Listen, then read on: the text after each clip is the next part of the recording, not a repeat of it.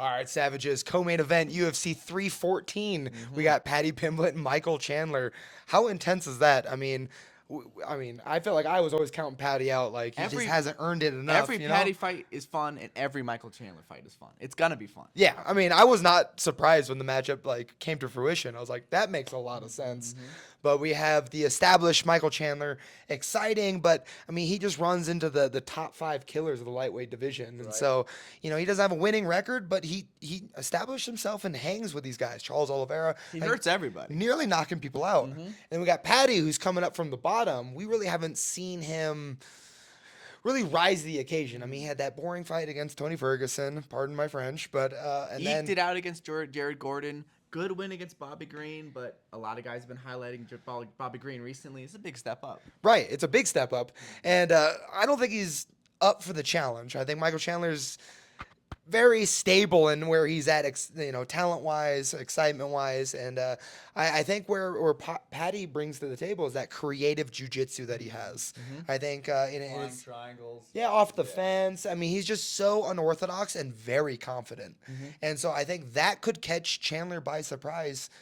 But Chandler's so hard to submit. Like, besides Dustin Poirier catching with a rear naked choke, who's even got close to it? He's a little tank. It's so hard to get on a neck or get on a limb with Chandler. right, and how Paddy got tired against Tony Ferguson, and I love Tony Ferguson, but that wasn't his prime. No. And Paddy just like sneaked away with that win, and now he's fighting a very enthusiastic Michael Chandler, and I just don't know what he's bringing to this fight that can get the win. I think it's fun from a technical perspective because these guys have almost exactly opposite stances. Chandler is low and tight hands and narrow, and he wants to jart in with his straight punches. And then Paddy's the opposite, up and floating, and his chin's in the air because he's a sorcerer that can't get knocked out. Shout out to Cody Garbrandt. We can clip that in. But The baddie, I like this dude.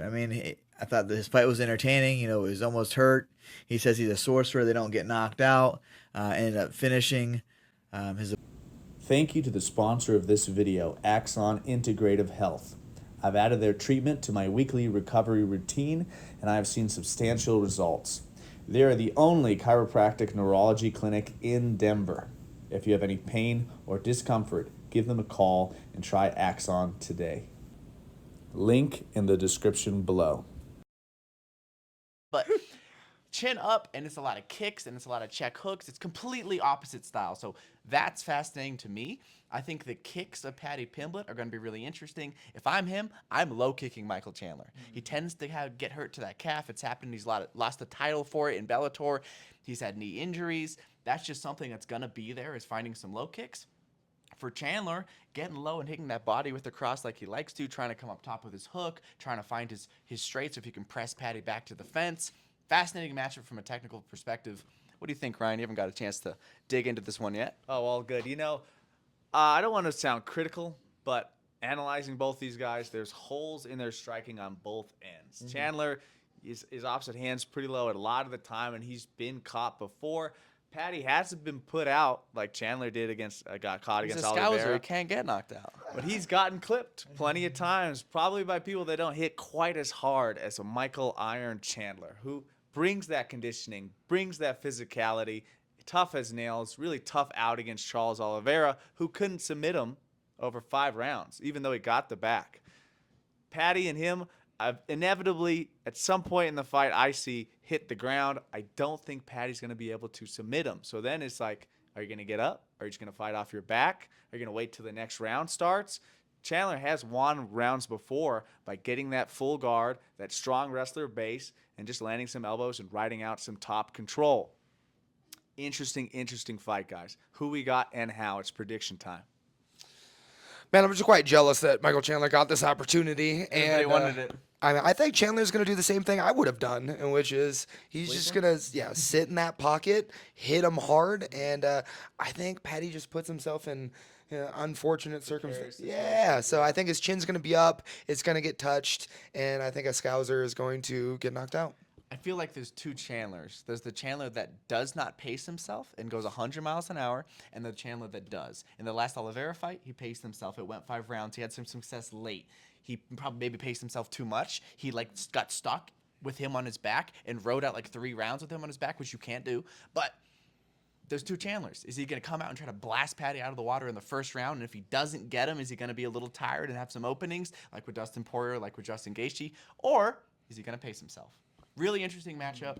I'm going to lead to Paddy Pimblett. He's a lot younger. He's got a lot less miles on him. Yes, of course, Chandler could hurt him, but if he can't knock him out, which no one has yet, I got Pimblett. I think Pimblett's going to hurt him with some kicks, maybe hurt him with some check hooks when Chandler's coming in and drops the opposite hand like he tends to do. I'm going to go with Paddy Pimblett in this matchup.